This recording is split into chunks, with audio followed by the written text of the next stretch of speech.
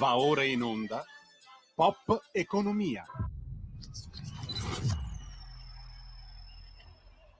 Soldi, soldi, soldi, quanti soldi, lodati siano i soldi, i bene amati soldi perché chi ha tanti soldi vive come un pascià e a piedi caldi se ne sta. Va ora in onda Pop Economia Rumore, a te la linea Alessandra. Milano, brano memorabile, unico e solo Lucio Dalla, e brano oggi non casuale, martedì 22 luglio e noi sempre più pop, sempre più in onda. Dopo il nostro microfono d'oro, oggi più che mai Roma torna a chiamare Milano. Una Milano scossa dall'inchiesta urbanistica sulla giunta Sala, sapete ormai, lui, il sindaco, si difende, dice io vado avanti, ho le mani pulite, ma la città che quando piange, piange davvero, come racconta nella sua canzone bellissima Lucio Dalla, ma mai si piange addosso, è amareggiata, oppressa dal caro affitti, dove sempre più esercizi commerciali in città chiudono proprio nel centro, una Milano dove il ceto medio sembra espulso e dove la sicurezza è sempre più una chimera. Poco fa, stamattina, il New York Post ha duramente criticato e attaccato la situazione della sicurezza a Milano dopo l'aggressione di un turista americano, un fatto non bello, una pubblicità molto poco bella. Il tutto mentre fuori da noi, fuori da Milano, fuori dalle nostre città, c'è l'effetto Dazzi che si fa sentire sul mercato interno e sul turismo, e a rischio, la denuncia è fresca di Confesercenti, ci sono 11,9 miliardi di euro di consumi. Senatore Gianmarco Centinaio, vicepresidente del Senato e responsabile del Dipartimento Turismo Lega, è in linea? Buongiorno a voi. C'è? Eccolo qui, la sento un pochino così al telefono. Come sta innanzitutto? Ma sto bene, sono in mezzo alle colline dell'Oltrepo Pavese, di conseguenza meglio di così non si potrebbe fare. Meglio di così, quindi lei non si trova in questo momento a Milano, mi sta dicendo, nemmeno nella caotica Roma. Sto benissimo in Oltrepo. Ich manemi Musottime, caro senatore Centinaio, ma cosa sta succedendo a Milano? Sia, io intendo, a livello giudiziario che a livello politico. Cioè, che cosa davvero sta pagando questa città che è sempre stata un modello, ma che da un po' di tempo non se la passa proprio così bene, anche diciamo a livello sociale. Lei come la vede? Una battuta su questo e poi ho molte domande da farle. Ma io penso che Milano non è nemmeno di quello che abbiamo sempre detto, cioè forse sicuramente tra le città italiane la più europea, la capitale europea, la città più vicina ai modelli europei che ci sono. Ovvio che in questo momento la gestione della città è una gestione tutt'altro che europea e di conseguenza con un sindaco che è lì da vedere, con una maggioranza che sono anni, non sono settimane, ma sono anni che sta attaccata al cadreghino col Bostic o con l'Attac, dipende da come vogliamo vederla, e che ha una gestione che purtroppo è deficitaria dal punto di vista della gestione, per esempio, della viabilità. Pensate come è stato massacrato il centro di Milano per un'ideologia green di un sindaco che non fa il sindaco, la parte dell'edilizia che è quella che abbiamo tutti sott'occhio, dove si costruiscono grattacieli ma non si costruiscono case per il ceto medio, e quindi il ceto medio va via da Milano. Io che sono di Pavia potrei anche essere contento perché milanesi che non si possono permettere di stare a Milano vengono a Pavia, però purtroppo Milano si svuota, ma soprattutto, lo dico da pavese che molto spesso a Milano, la questione di sicurezza. Milano non è la Milano di anni fa, Milano è una città che è tutt'altro che sicura. È tutt'altro che sicura, Milano si svuota e la politica bolle, si sente anche molto chiaramente dalle sue parole, anche se in questo momento non si trova a Milano. Il ministro Salvini, lei saprà meglio di me, è stato molto duro in questi giorni, ha detto unica cosa che non si può permettere Milano sono altri 2 anni di stallo, e poi Milano, ha detto, è una città solo per ricchi. Tajani, l'altro ministro, dice invita invece Azione, il partito di Calenda, e gli dice magari mettiamoci insieme, no? Insieme si sta meglio e scegliamo un civico. E poi, non le sarà sfuggito anche da lì dov'è, Letizia Moratti, Lady Moratti, a 10 anni dall'Expo che fece brillare la città e che assunse anche, lo ricordiamo, l'attuale sindaco Sala come city manager, dice Milano stamattina parla a tutti i giornali, a molti giornali, dice è paralizzata e deve ritrovare la sua anima. Ma nel caso voi del centrodestra siete pronti? Ma noi del centrodestra siamo pronti e soprattutto io condivido quello che dicono i leader, quello che hanno detto i leader, e condivido anche quello che ha detto il presidente Fontana. Noi siamo pronti indipendentemente dalle vicende giudiziarie che subisce e sta subendo in questo momento la politica milanese. Siamo pronti a amministrare una città importante come Milano, proprio perché riteniamo che Milano debba avere la dignità per poter rappresentare non solo i milanesi, ma dico i lombardi e i cittadini del nord, e di conseguenza il lavoro che deve essere fatto dalla politica è quello, soprattutto di centrodestra, deve essere quello di trovare il miglior candidato possibile, ma dico di più, la miglior squadra possibile, perché i milanesi, se presenti qualcuno valido, ti votano, e di conseguenza in questo momento Sala e la sua giunta sono tutt'altro che validi. E allora vedo che siete molto pronti. Chi sarebbe per lei il miglior candidato? Se ce la vuol dare qualche piccola notizia, qualche suo parere, noi ce la prendiamo così come viene, un imprenditore o proprio questo candidato dovrebbe essere preso nei meandri della politica? Ma io per fortuna per la politica non faccio parte del tavolo delle trattative, di conseguenza... Quindi lei non era alla cena di Giorgia Meloni tra i pochi per decidere le regionali, mi sta dicendo? No, ero alla cena con mio figlio, quindi che ha 9 anni, okay, e che è giusto che ogni tanto veda il papà. Io penso però una cosa, che negli anni la politica si è sempre un po' spogliata, no? Sembra che dire faccio politica sembra quasi una bestemmia.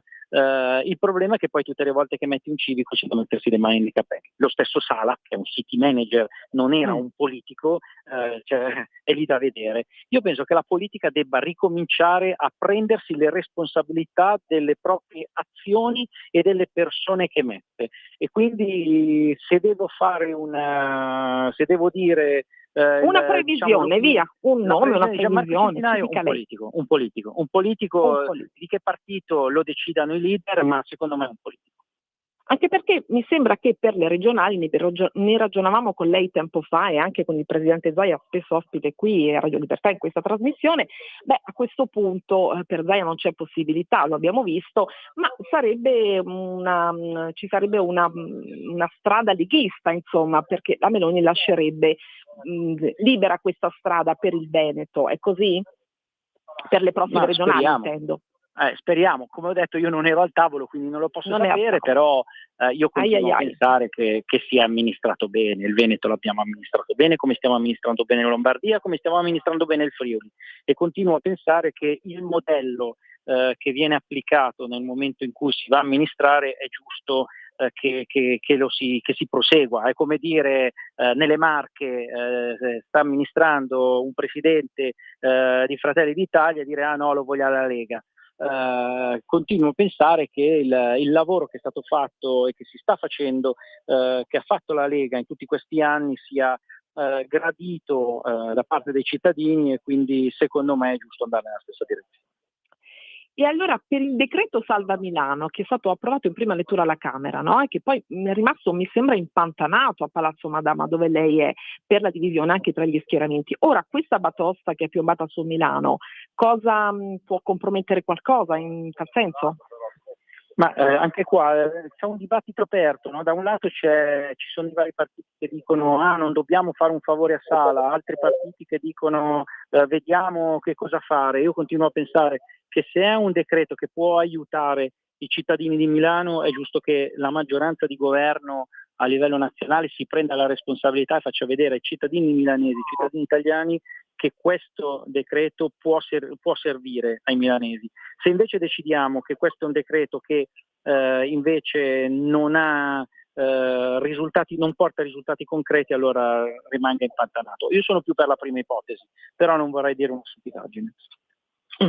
E allora, oggi lei è molto abbottonato, senatore Centinaio, ma insomma noi ce la prendiamo così come lei ce le dice le cose, molto sul pezzo, molto bollente, ma molto abbottonato. Sui dazi, ecco, lei è stato, lo ricordavo in Io sono apertura, meno ministro, ministro dell'agricoltura, sempre sul pezzo lo ricordiamo, ministro dell'agricoltura. Ora, non c'è una preoccupazione, guardi, glielo dico sinceramente, io ho chiamato molte imprenditrici importanti, di imprenditori, ma non hanno voluto partecipare perché l'incertezza è massima, lei lo sa, e vogliono aspettare, vogliono andarci più cauti, ma sono anche un po' arrabbiati, anzi togliamoci un po'. Ora c'è per esempio Confesercenti oggi che dice così: gli effetti sul mercato interno e turismo, ci sono a rischio 11,9 miliardi di euro di consumi, è inutile far finta di nulla. Poi c'è la Coldiretti, l'export del Made in Italy che crolla anche l'olio di oliva, un prodotto per noi fondamentale. Come la vede? Io la vedo male, sinceramente la vedo male. Facciamo gli attendisti, aspettiamo questa trattativa che si risolva il prima possibile per dare un po' più di certezza non tanto al mercato quanto alle aziende. Se dovessero confermare questi dati la vedo veramente male. La vedo male perché soprattutto sul Made in Italy, soprattutto sull'agroalimentare, ma penso anche ad altri settori, penso al manifatturiero, penso al mobile, penso a tantissimi altri settori della nostra economia, diventa veramente un boomerang dove sarà difficile riuscire a tenere il prezzo. Perché? Perché pensate, il Made in Italy è già caro negli Stati Uniti, e di conseguenza un aumento così importante vuol dire veramente dare una botta non indifferente.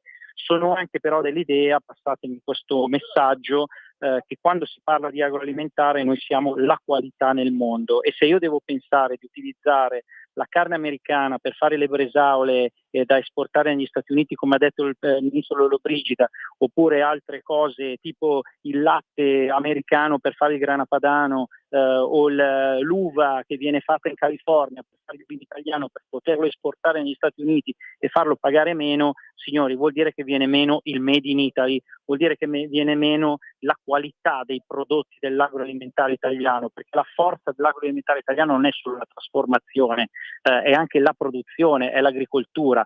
Io sono in mezzo a una vigna e se devo pensare che tutto quello che sto vedendo viene meno perché dobbiamo fare un favore a chi vuole che etichettiamo come Made in Italy quello che viene prodotto in altri paesi, andrà a finire che dei nostri territori non se ne parlerà più.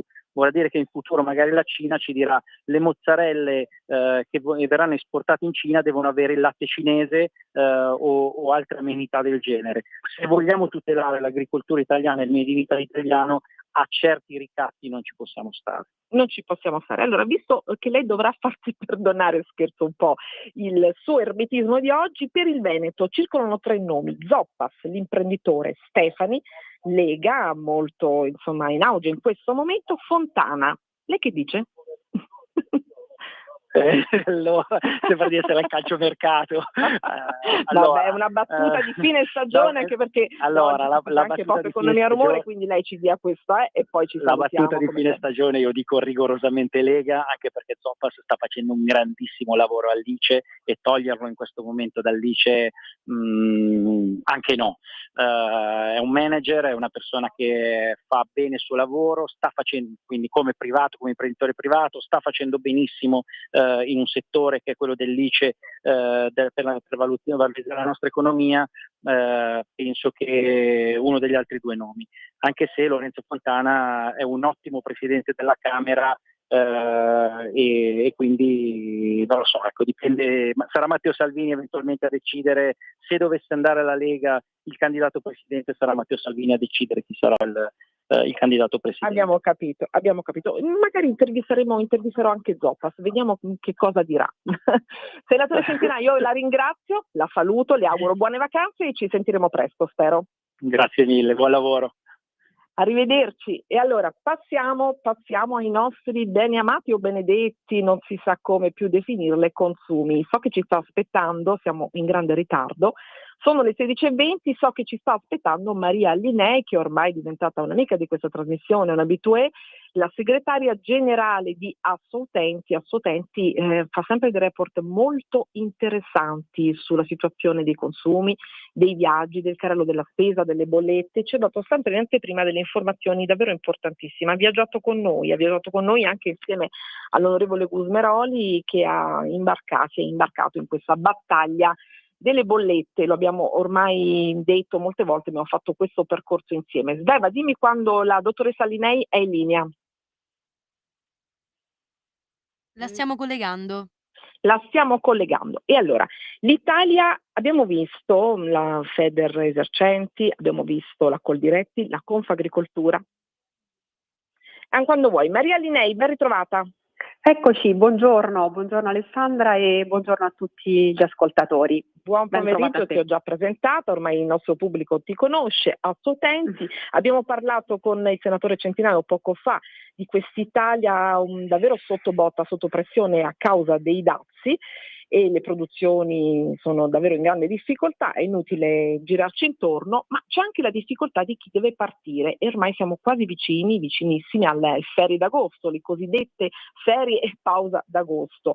Ma quest'Italia va o non va, Maria? Perché io leggo qui, anche dai vostri report utilissimi, che c'è una presenza fortissima di stranieri, a discapito, per carità, noi abbiamo tutta l'accoglienza da parte nostra nei confronti degli stranieri, siamo felicissimi quando gli americani, gli stranieri vengono qui in Italia, ma gli italiani sono un pochino più sotto schiaffo. Che succede così?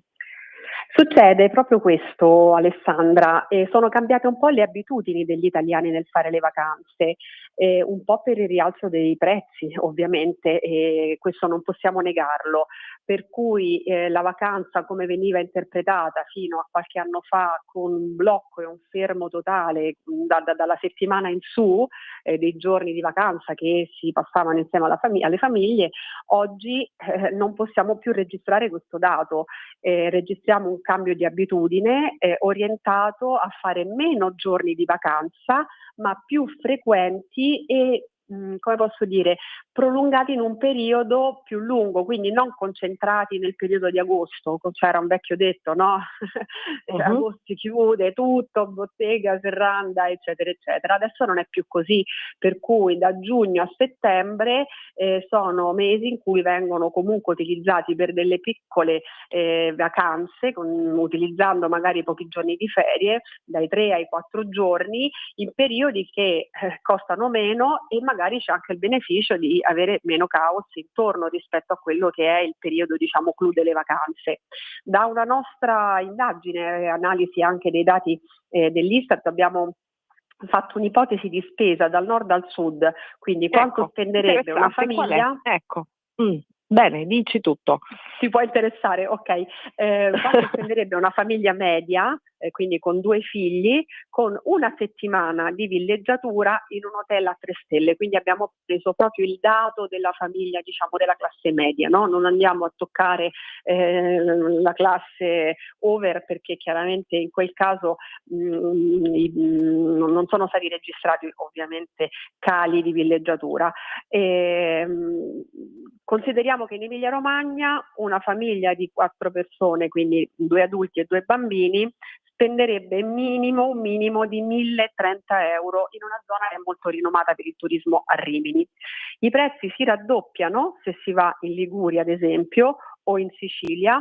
La, diciamo, regione più cara è la Sardegna. Stiamo parlando ovviamente di una settimana, una famiglia con 2 figli in strutture ricettive di 3 stelle, quindi come posso dire, una categoria della classe una categoria media, diciamo, una categoria abbordabile per tutti, mi stai dicendo? Abbordabile per tutti, ovviamente, e vanno a raddoppiarsi e triplicarsi in base alla regione nella quale ci andiamo a trovare. L'Emilia Romagna è quella che al momento dalla nostra analisi risulta essere quella più conveniente.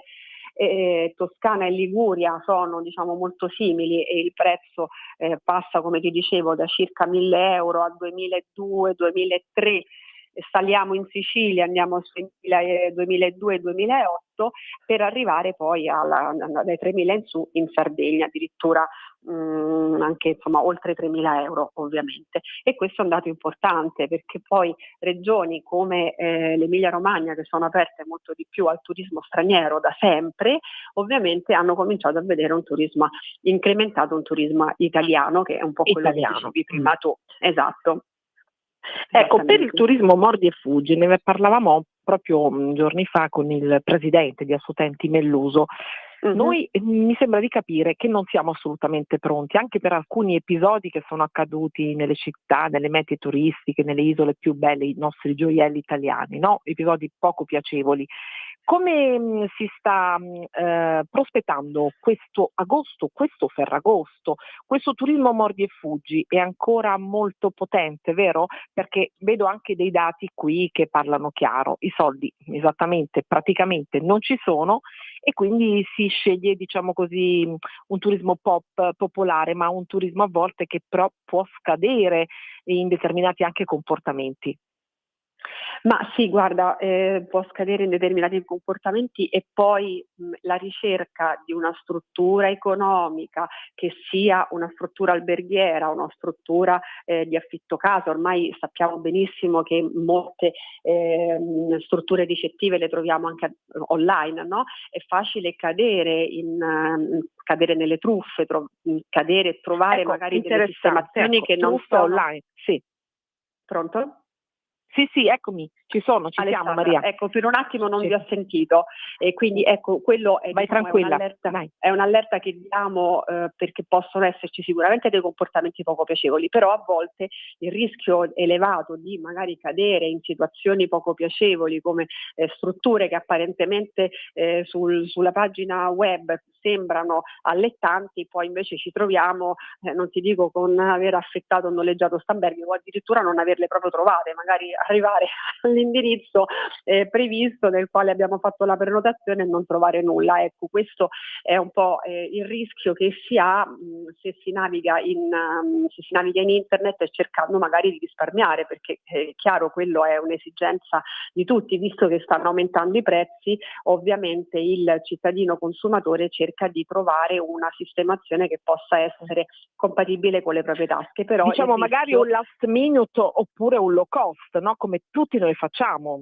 last minute, tutti, low cost, credo, che sia sempre ovviamente garantito, e quindi su portali che siano certificati, con delle garanzie ovviamente e delle assicurazioni che ci si sta interfacciando con un soggetto reale e non qualcosa di fittizio. Quindi assolutamente d'accordo con te, Alessandra. Ecco, inflazione in risalita, l'abbiamo detto anche giorni fa, stiamo risalendo un pochino, e ovviamente con gli alimentari e beni di consumo anche di prima necessità, ma anche con il gelato, che è un bene un alimento non di prima necessità, ma che a tutti piace durante l'estate, che può anche diciamo così sostituire un pasto. Il caro della spesa aumenta un pochino, no? Anzi più di un pochino. Come dobbiamo comportarci? Ecco, un consiglio e poi chiudiamo. Ma guarda, un consiglio è ovviamente non si può non comprare il gelato a un proprio figlio in questo periodo, per cui bisogna stare sempre attenti magari nel trovare il rivenditore che non strapazza il prezzo, lo dico così fa anche rima, e che abbia, diciamo, un rapporto qualità corretto senza esagerare. D'altronde i prezzi, abbiamo visto anche insieme a te molte volte, sono molto altalenanti nei periodi quelli clou, che sono i periodi delle festività, che siano natalizie, pasquali o come queste estive. Un po' l'esercente ne approfitta. Bisogna semplicemente stare un pochino attenti, allerta, individuare l'esercente che diciamo ha una maggiore attenzione alla cura del cliente e quindi con un rapporto qualità-prezzo corretto. E allora grazie Maria Linei, segretaria generale di Assoutenti, grazie a Assoutenti per seguirci sempre, ad accompagnarci nel darci informazioni di prima mano e anche informazioni di un'informazione più consapevole, aggiornata, e anche per farci capire come dobbiamo davvero comportarci, indicazioni di comportamento. Grazie Maria e a presto. Grazie Alessandra, un saluto a tutti. Buone vacanze, a presto. Allora andiamo in pausa e poi subito in rumore. Con noi padre Enzo Fortunato, rimanete con noi.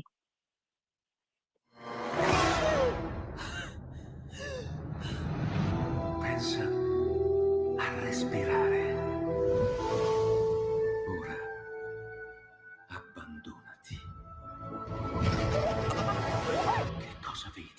Luce, oscurità, l'equilibrio. È tanto più grande. C'è stato un risveglio. Hai sentito? Conosco una sola verità.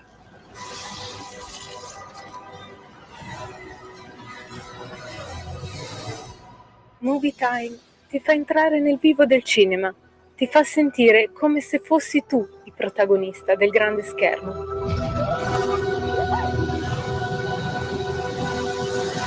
Ogni sabato dalle ore 16. Stai ascoltando Radio Libertà, la tua voce libera, senza filtri né censure, la tua radio.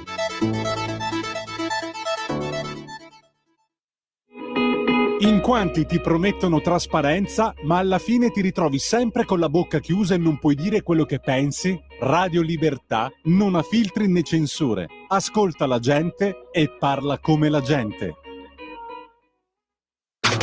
Stai ascoltando Radio Libertà, la tua voce libera, senza filtri né censura. La tua radio. Va ora in onda Rumore.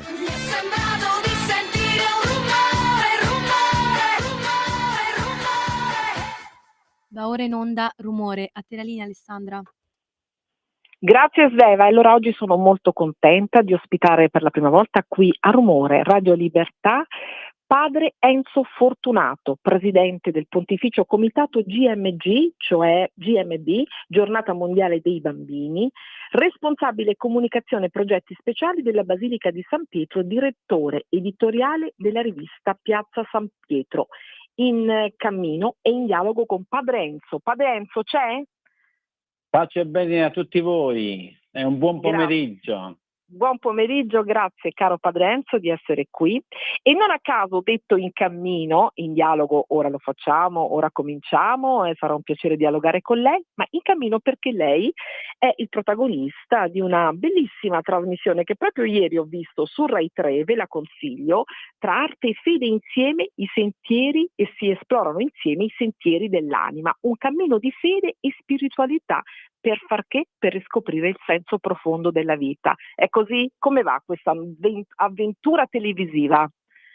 Questa avventura televisiva va benissimo, gli ascolti premiano un grande lavoro e noi fino a settembre saremo in onda ogni lunedì alle 15:10 su Rai 3. E abbiamo camminato lungo i sentieri della costiera amalfitana. Ci aspettano 2 straordinarie puntate in Polonia, a Lublino e a Zamość, 2 città straordinarie, una addirittura patrimonio UNESCO, davvero con tante sorprese. Con tante sorprese. Insomma, ci sono diversi appuntamenti, ogni lunedì l'aspetto. E poi allora, il senso della vita profondo, il senso della bellezza, e tutto è davvero armonioso e bellissimo. Padre Enzo, andiamo alle cose brutte. Oggi, lo avrà sentito, Gaza, altri 43 morti, uno scempio, una tragedia senza fine. Sono state colpite tende di sfollati e l'ONU ha detto in 2 mesi sono stati uccisi in 1000 in cerca di cibo. Lo avrà visto il cardinale Pizzaballa, patriarca latino di Gerusalemme, ha parlato e ha stato molto duro, ha detto a Gaza una situazione umanitaria moralmente inaccettabile, ed è effettivamente così. Come si conciliano questi rumori che vengono diretti al nostro cuore, queste ferite che arrivano a tutti noi, cristiani e non, ma soprattutto persone che siamo tutti noi impotenti, soccombenti di fronte a questo massacro? Io credo che l'indignazione del mondo intero, le persone di buona volontà sentono questo rumore, sentono l'indignazione e la tragedia, una tragedia che si sta consumando davvero. Io non ho parole per esprimere quello che provo, quello che sento, quello che vedo, perché è qualcosa di umanamente inaccettabile quello che sta accadendo. E a me vengono sempre in mente le parole in una conversazione di San Giovanni Paolo II, quando ricordò che il conflitto tra Israele e Palestina è la madre di tutte le guerre, e noi ci accorgiamo davvero come stiamo sull'orlo di un precipizio. Io spero davvero che Papa Leone, che la voce di Papa Leone sia ascoltata dagli attori principali di una guerra insensata, perché poi la cosa tragica qual è? È che quando si arriverà ad un accordo noi ci chiediamo: ma era necessario tutto questo sangue? Era necessario tutta questa morte? Era necessaria tutta questa distruzione, quando la via diplomatica poteva fare molto di più? Ecco, una via diplomatica, Padre Enzo, che sembra essersi riaperta proprio dopo l'elezione del nostro Papa, Papa Leone, e che poi invece è andata purtroppo scemando. Ora leggo qui da TV2000 che Papa Leone tornerà stasera in Vaticano, è a Castel Gandolfo e è impegnatissimo tra appelli per la pace e incontri, mentre all'Angelus è stato davvero molto duro il Papa e le sue parole hanno risuonato durissime, e ha detto così: attacchi contro la gente, un uso indiscriminato della forza, spostamenti forzati, basta, cessate. Ma Papa Leone ha dato anche la disponibilità dei colloqui, ha messo a disposizione la Santa Sede, il Vaticano, per questi colloqui. Io mi domando che cosa attendono. Si accetti questa proposta di Papa Leone, la si accolga come una grande possibilità di pace. A volte ho l'impressione che si ha paura della pace. Forse perché la guerra conviene, Padre Enzo, conviene economicamente, ma purtroppo. Dietro ogni guerra ci sono traffici di armi e c'è l'arricchimento di poche persone, mentre dall'altra parte c'è la disperazione di tanti e l'impoverimento di moltissimi. Dal 1997, leggo qui, Padre Enzo, fino al 2021 lei è stato direttore della sala stampa del Sacro Convento di Assisi e poi è stato Papa Francesco nel gennaio 2024 ad affidarle due incarichi di nuovo conio, cioè due incarichi completamente nuovi. Uno è il coordinatore della giornata mondiale dei bambini, l'ho detto in apertura, e poi la direzione della comunicazione della Basilica Papale di San Pietro in Vaticano. Ecco, lei aveva 57 anni, è un frate minore conventuale. Come ha appreso questa notizia e che cosa le disse Papa Francesco? Papa Francesco mi aveva chiamato affidandomi la stesura di un testo, l'enciclica per bambini, cioè tradurre la Laudato Si, questo documento importantissimo sul rispetto dell'ambiente, sull'amore per l'ambiente, per bambini. E dopo aver fatto quel lavoro ricordo che mi disse: convochiamo i bambini e gli doniamo questo testo. Poi Papa Francesco ha voluto che si organizzasse la prima giornata mondiale dei bambini, e per un motivo credo importante e significativo. Importante perché la Chiesa usciva da tanti anni giocati in difesa, dovuta agli scandali, dovuta alla controtestimonianza, dovuta alla pagina della pedofilia, dovuta anche a un dimenticarci dei bambini e riportarli a centro, valorizzarli a centro, difenderli, tutelarli, e questo è stato il lavoro che abbiamo fatto poi con la prima giornata mondiale dei bambini. E poi anche il compito della comunicazione della Basilica, un compito che poi successivamente ho lasciato, e sia Papa Francesco sia Cardinale Gambecchi hanno voluto che portassi avanti la nuova rivista della Basilica, Piazza Sì, San Pietro. e ora ne parliamo perché ha un nome davvero allettante questa rivista, ne parliamo subito. Credo che il motivo, vado alla risposta sull'attenzione dei bambini al centro, che Papa Francesco sognava e sogna un cambio di paradigma, cioè i bambini che sono capaci di educare i grandi. Faccio solo un esempio.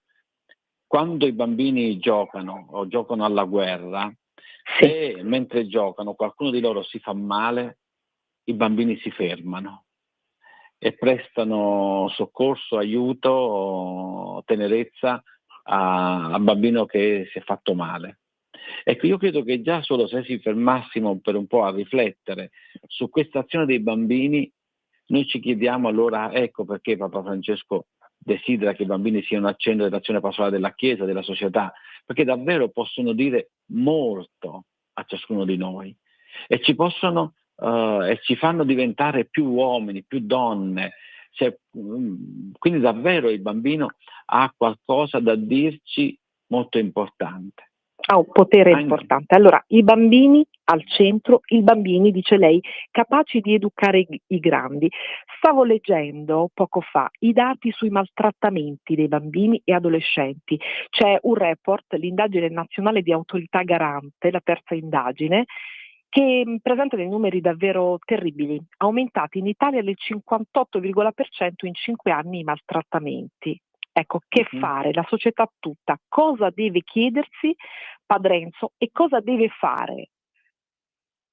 Credo che una delle domande a cui dovremmo rispondere è il ritorno all'enciclica Laudato Si, ma anche ad alcune affermazioni di Papa Francesco e riprese anche da Papa Leone, cioè che futuro vogliamo donare ai nostri figli. Io credo che maltrattandoli noi non gli doniamo un futuro, prendendoci cura di loro invece sì.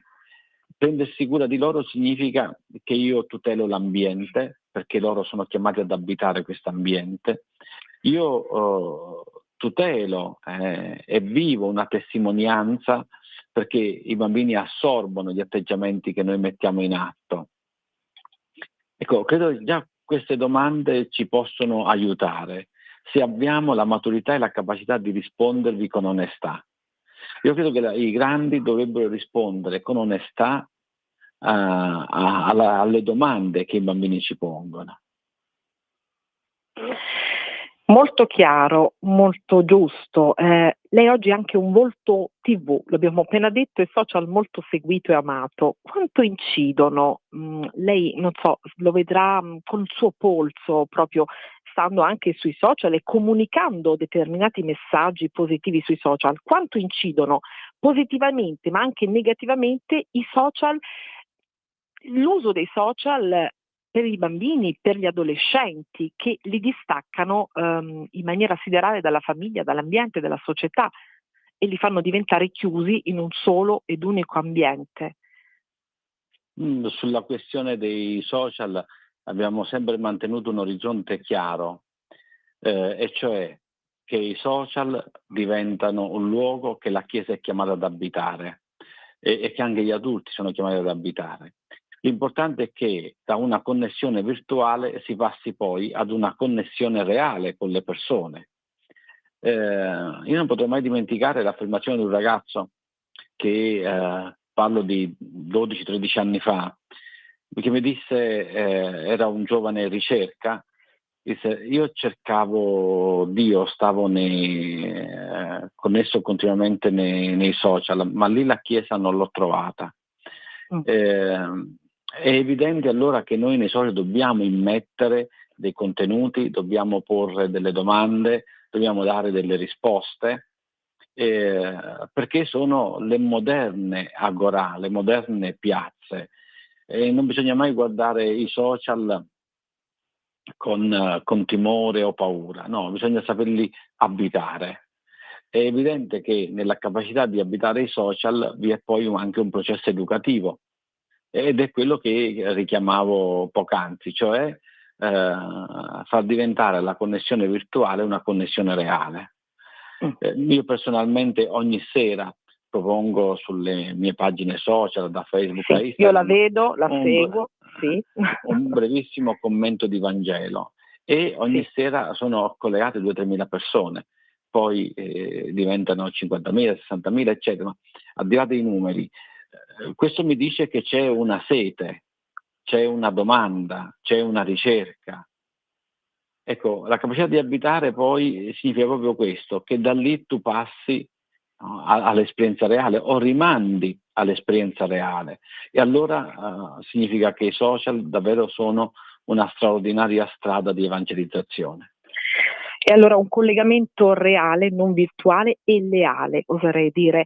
E da una agorà all'altra, andiamo ad un'altra agorà, Piazza San Pietro. È il titolo davvero molto attraente, mediaticamente. La nuova rivista della Basilica con le risposte del Papa ai fedeli. È così, lei è il direttore editoriale di questo nuovo magazine. Che tipo di magazine è? Da Piazza San Pietro arriveranno tutte le news in tempo reale, ci racconti?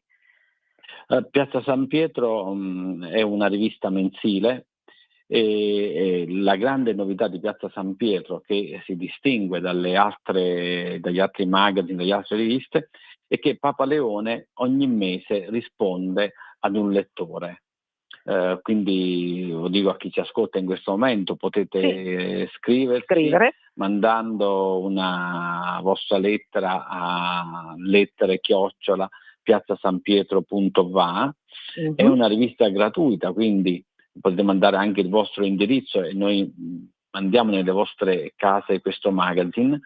Vuole essere un far gustare quello che avviene nella Basilica, quello che c'è nella Basilica di San Pietro, che è il centro uno dei poli, insomma, più importanti della cristianità. È la casa di San Pietro, ma anche la casa di Papa Leone e la casa del Papa. E poi vivere anche un processo di interazione attraverso le lettere. Credo che sia una delle pochissime riviste che dona ben 2 o 4 pagine alle lettere. Questo a dirvi e a dirci che sono davvero tante le lettere che arrivano, perché se a una risponde il Papa, alle altre poi rispondiamo noi. Sì. E questo è un aspetto molto interessante. E poi conoscere le iniziative che avvengono nella Basilica di San Pietro, che avvengono a Piazza San Pietro, quindi un magazine di informazione a tutto tondo, con reportage straordinarie sulle chiese di tutto il mondo, con reportage su alcuni focus che sono cari al Papa. Nell'ultimo numero abbiamo ospitato un intervento della Presidente del Parlamento europeo, perché poi anche una piazza di dialogo con diverse voci. C'è un reportage straordinario sulla Basilica di San Pietro Green, cioè tutto quello che si sta facendo per rendere sostenibile a impatto zero tutto il complesso monumentale della Basilica, della fabbrica di San Pietro, della scuola arti e mestieri. Anzi, qui permettimi di dire che c'è una grande iniziativa che la Basilica porta avanti, che è la scuola di arti e mestieri per giovani che vogliono apprendere quelle antiche arti che portavano avanti i San Pietrini della Basilica. Quindi è un bel momento questo. Un momento di incontro che accorcia anche un pochino le distanze, Padre Enzo, no? Quindi tutti ci si vede e ci si sente in piazza, mi pare di capire. E allora, Padre Enzo Fortunato, direttore, la chiamerò direttore anche di questo magazine. Io la saluto perché il tempo davvero è volato oggi. Spero di ritrovarla qui su queste frequenze presto per aggiornarci anche su quanto accade a Piazza San Pietro, per parlare di tutti i temi che fanno rumore e che ci feriscono. Ho la sensazione che ce ne saranno ancora altri, purtroppo. Grazie a Padre Enzo Fortunato, grazie davvero. Un pace e bene a tutti voi, buon pomeriggio. Grazie. Eccoci, allora, è stato un bel momento, io credo, speriamo di avervi restituito un po' di verità, un po' di preghiera, un po' di speranza. E sono le 16:49, è tardissimo. Sveva mi chiamerà il dottor Fabio Bonsanto, perché ho una pillola di sanità che mi premeva darvi, un aggiornamento sulla telemedicina.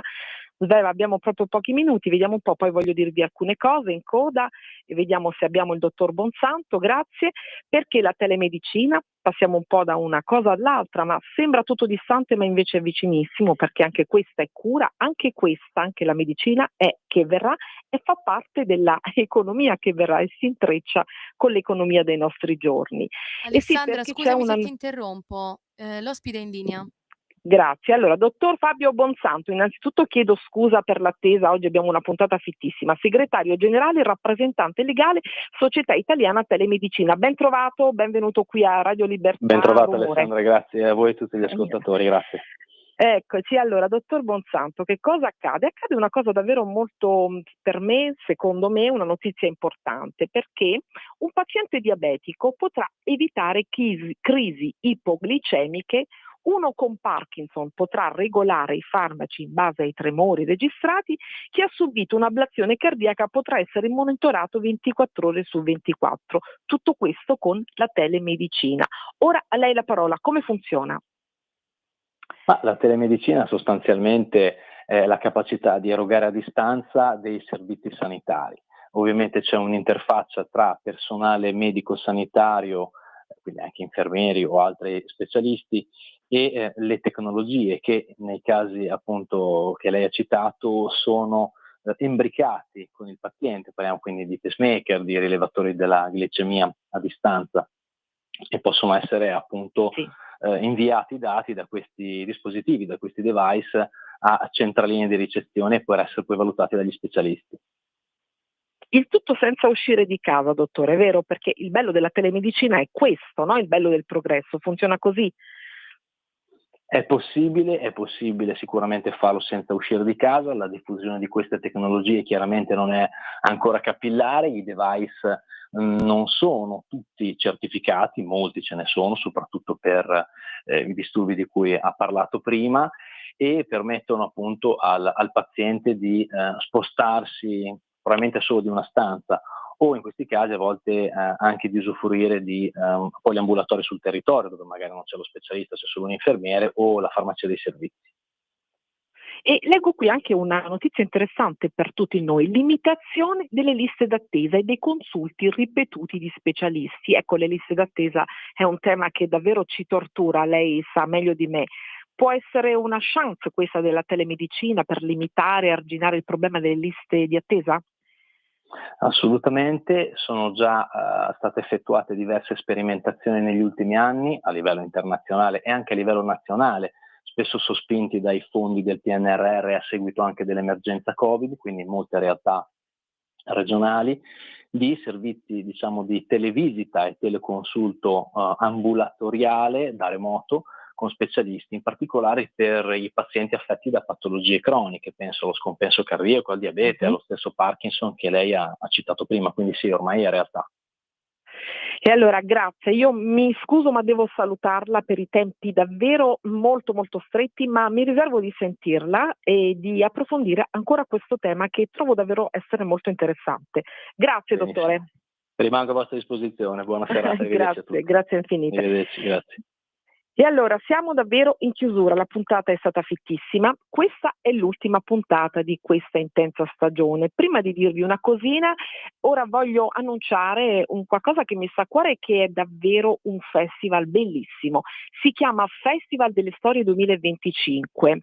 Si svolge dove? In Val di Comino, Valle del Lazio, in provincia di Frosinone, una valle bellissima, un fiorire di borghi, si chiamano Atina, Sette Frati, Alvito, pieni di storia, arte, cultura, tradizione e estrema bellezza, 7 paesi, 7 carte alchemiche per raccontare il nostro tempo. È un circo errante di narratori, scrittori, pensatori, leggo qui, e artisti che da 15 anni accende le piazze dell'Italia più profonda con parole, visione ed incontri.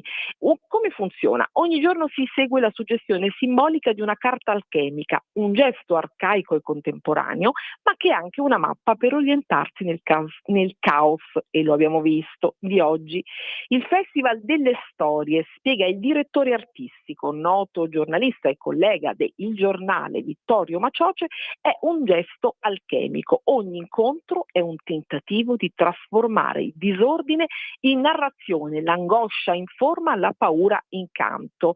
E ogni giornata è guidata da un tema, per esempio dalla notte dell'oro alla pietra filosofale, passando per il leone verde, il mercurio, il sale della terra e così via. I protagonisti sono di estremo rilievo. Nicola Gratteri, per esempio, magistrato simbolo della lotta all''ndrangheta, ci sarà Maurizio De Giovanni con un nuovo thriller dell'anima, e poi ci sarà Antonio Preziosi, direttore del TG2, Matteo Porro, giovane talento che racconta il volo sopra l'oceano come sfida del dolore, Francesco Repici in tema di radio, voce storica di Radio Rai. E insomma tante importanti e bellissime voci dal 25 al 31 agosto. E allora siamo davvero in chiusura. Questa, vi anticipavo, è l'ultima puntata di questa stagione. Abbiamo fatto insieme, ci tengo a dirlo, un percorso straordinario da sempre, da quando sono qui sono stata sempre felice di essere con voi e di cercare di portare un valore aggiunto informandovi su tutti i temi economici e sull'economia che verrà. Ma quest'anno abbiamo fatto questa stagione davvero un percorso straordinario. È terminato con il microfono d'oro, una bellissima vittoria per questa trasmissione, per la radio tutta. Vi ringrazio perché vi ho sentiti vicinissimi. Ho cercato di darvi la maggiore info possibile, notizie economiche, il quadro macroeconomico, le bollette, i consumi, i dazi, le imprese, le mosse della BCE, il fisco, la Fed, insomma un po' di tutto di più. Ma non è mai troppo. Ho cercato di darvi il rumore ai più variegati ospiti, gli esperti, soprattutto cercando di raccontare, come dice anche la motivazione di questo premio, le storie di protagonisti, anche quelli trascurati dai grandi circuiti mediatici, per restituire un'immagine più possibile dinamica e concreta di questo paese, ma non è mai abbastanza. Ho cercato di informare più correttamente possibile, ma non è mai abbastanza. Ci lasciamo per un pochino per stare un po' più tranquilli, per riposarci un po', per riflettere anche e per rivederci più forti e più pop che mai a settembre. Vi abbraccio e vi saluto. Ciao! Avete ascoltato Pop Economia. Saldi, saldi. Stai ascoltando Radio Libertà.